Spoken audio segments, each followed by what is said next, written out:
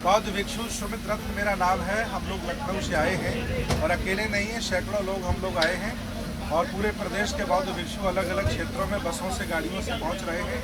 उत्तर दिल्ली के तीनों बॉर्डरों पर, चाहे वो सिंधु बॉर्डर हो, चाहे गाजीपुर, चाहे टिकरी, हम लोग तंबू डाल करके किसानों का साथ देने के लिए आए हैं। आज जो बहुजन मीडिया को आपने आमंत्रित किया है, उसका रीजन और कारण क्या है, क्यों हमें बुलाया गया? आज बहुजन मीडिया को हमने इसलिए बुलाया है कि देश भारत का ये अंतिम आंदोलन है।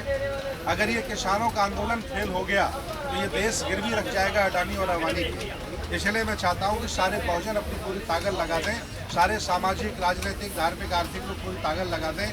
IAS, PCS, जज, डॉक्टर, इंजीनियर सब मिलकर ताकत लगा दें और इन गलत नियत वालों को हराएं और ये किसानों का बिल वापस कराएं। बनते जी, किस आधार पे आप आरोप लगा रहे हैं अडानी और अंबानी पे? क्या साबित कर पाएंगे इस बात को?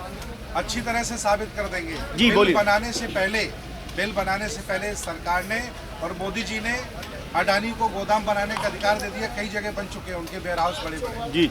और जो मंडियां स्थापित हैं हमारी, जहाँ किसान अपना अनाज बेचता है, उन मंडियों के सामने इनको मंडी बनाने का अधिकार दे दिया है। और किसान की जो लिमिट थी उस पर एक कानून बना हुआ था, उससे ज़्यादा लिमिट नहीं कर सकते हैं। इन्होंने लिमिट को हटा दिया है। अर्थात देश भारत की खाद्य सामग्री, देश भारत का अनाज ये बड़े लोगों को दे देना चाहते हैं और किसान तो जैसे तैसे जी लेगा, लेकिन डॉक्टर कैसे जिएगा, मास्टर कैसे जिएगा? वो गेहूं 100 रुपया किलो बेचेंगे, वो टमाटर 200 रुपया किलो बेचेंगे, वो तेल 500 रुपया किलो बेचेंगे। क्या कर लेंगे आप? मोदी पूरा गिरवी रख देंगे पूरा आप किसानों को।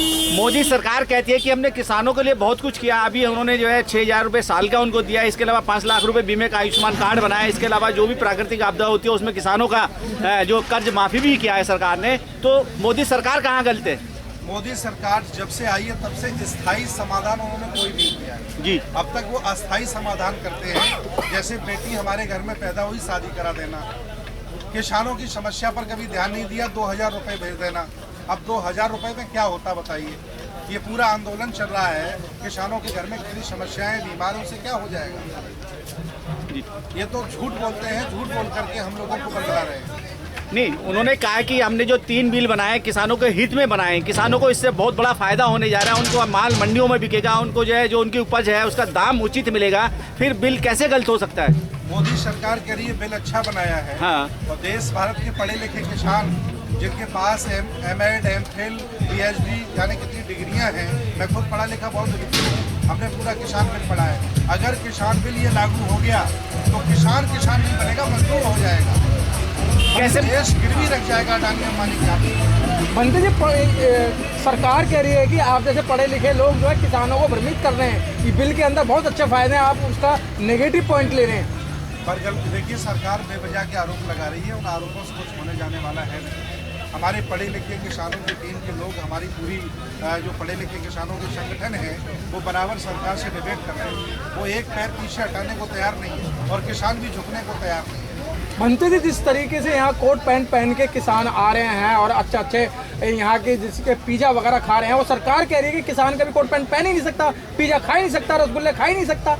चाय बेचने वाला व्यक्ति किसानों की कृपा से प्रधानमंत्री बन जाता है और वह 1 लाख का कोट पैंट पहन सकता है। हमने उंगली नहीं उठाई। वह 5,000 का मशरूम खा सकता है, हमने उंगली नहीं उठाई। और आज किसान हमारा आलू, टमाटर, सब्जी, रोटी खा रहा है, ये सवाल उठा रहे हैं। ये इनका नैतिक चरित्र है, इनका जमीन मर चुका है, इनकी आत्मा मर चुकी है। ये जो लोग यहाँ बैठे हुए हैं फालतू में लोग हैं, जो मेन किसान हैं, घरों के अंदर खेती कर रहे हैं, और जो मेन किसान है उन्होंने सरकार को समर्थन दे दिया। बनते जी, देखिए, ऐसा है, जो अन्न खाने वाले हैं, अनाज खाने वाले हैं, वो किसानों के साथ खड़े हैं, और जो गोबर खाते हैं वो अपने घरों में बैठे हुए हैं। इसलिए स्पष्ट ये समझ जाइएगा कि अच्छे किसान और सच्चे किसान, जिंदा किसान, जिनका जमीर नहीं मरा है, वो किसानों के साथ खड़ा है। अच्छा, जिन्होंने समर्थन दिया है वो क्या आप उन्हें किसान नहीं समझ रहे हैं? सारे के सारे वो किसान हैं। देखिए, मैं धर्म मेरा बाद में है, पहले मैं किसान हूँ। किसी भी व्यक्ति की जाति मजहब बाद में है, पहले वो किसान है। ये देश ऋषियों का और कृषियों का देश है। यहाँ कृषि और ऋषि तो फेमस है और ये दोनों पर कुठाराघात कर रहा है। ये धर्मनिरपेक्ष देश है। यहाँ का लोकतंत्र सवाल जवाब करने की शिक्षा देता है और ये गुलामी कराना चाह रहे हैं ये लोग। नहीं, जिस तरीके से सरकार बार बार आगाह कर रही है, बार बार चेता रही है, बार बार समझा रही है कि किसान मान जाएं, लेकिन किसान अपने आंदोलन को लेकर अड़ेंगे हैं, तो फैसला कैसे होगा इस आंदोलन का? देश भारत में लोकतंत्र है जी। वोटों से प्रधानमंत्री बने हैं, ये समझा देंगे, उंगली दिखा देंगे और हम लोगों को नहला देंगे पानी से और आंसू गैस के गोले छोड़ देंगे, हम मान जाएंगे? ये कोई तरीका है? ये लोकतंत्र है देश में।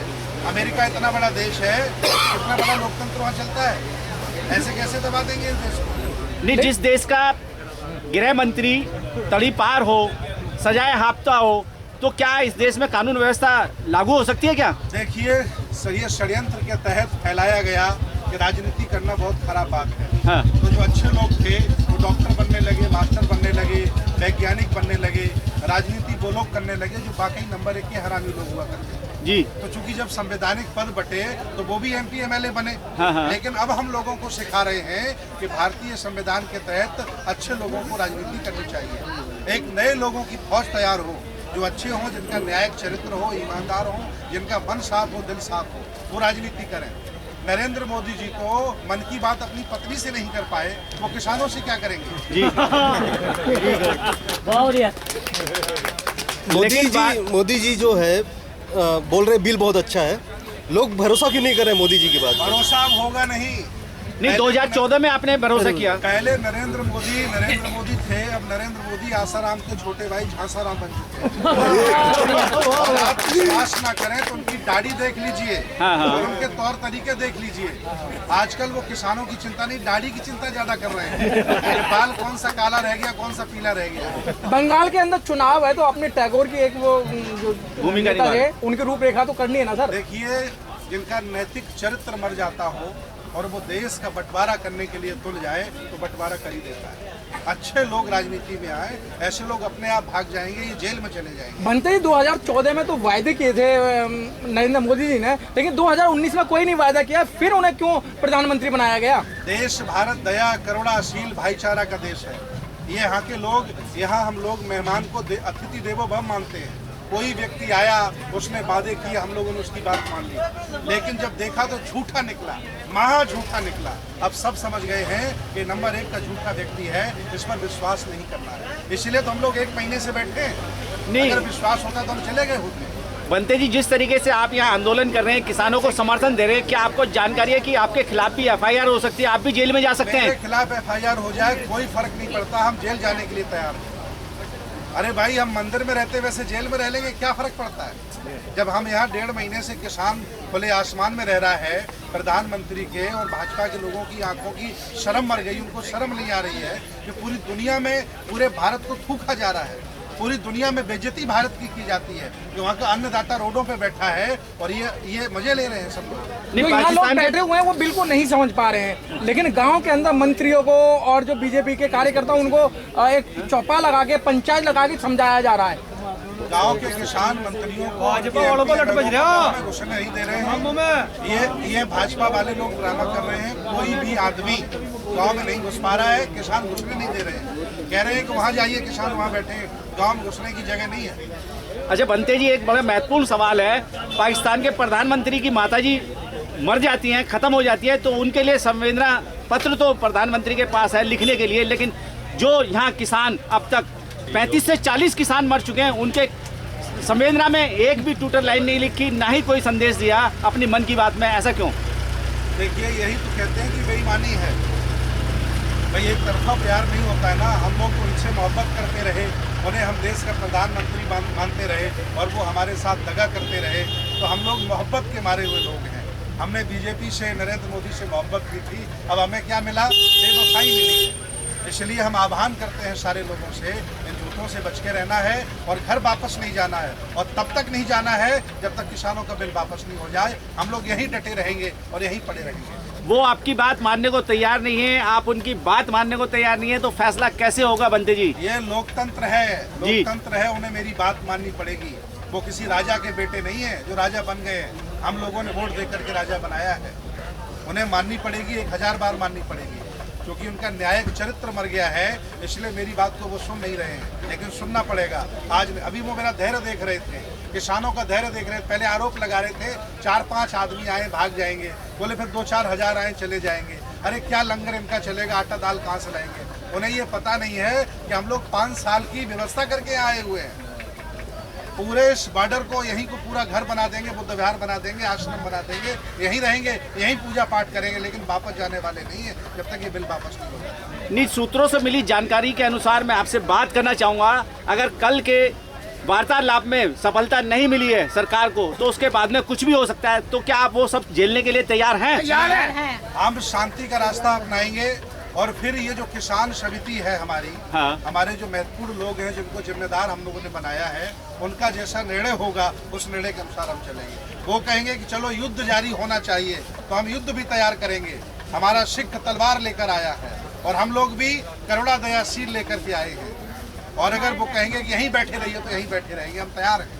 आप शांति का पाठ, शांति का संदेश देने वाले भिक्षु हैं, आप युद्ध की बात कर रहे हैं, झगड़े की बात कर रहे हैं, तो कहाँ तक ये बात सहमत हो पाएगी? भगवान बुद्ध ने कहा है कि किसी व्यक्ति को आप अपनी तरफ से ना मारिए जी। अगर कोई हमला करता है तो बचाव पक्ष में कोई मारा जाए तो उसे हिंसा नहीं कहते हैं। आगे की तैयारी के लिए हमारे चैनल के माध्यम से आपको लाखों करोड़ों लोग देख रहे हैं, ये संदेश बहुत दूर तक जाएगा, क्या आह्वान करना चाहेंगे? देश भारत के सभी बेरोजगारों से, देश भारत के सभी विद्यार्थियों से, महिलाओं से और हमारे किसानों से, मजदूरों से, छोटे छोटे व्यापारियों से और छोटे छोटे ठेकेदारों से मैं आह्वान करना चाहता हूँ, वो चाहे जिस जाति के हों, चाहे जिस धर्म के हों, चाहे जिस गुरु को मानते हों, अगर वो अन्न खाते, अनाज खाते हैं तो शर्म करो, किसानों के बीच में आओ और किसानों को जीत दिलाओ, ये मैं अपील करता हूँ उनसे।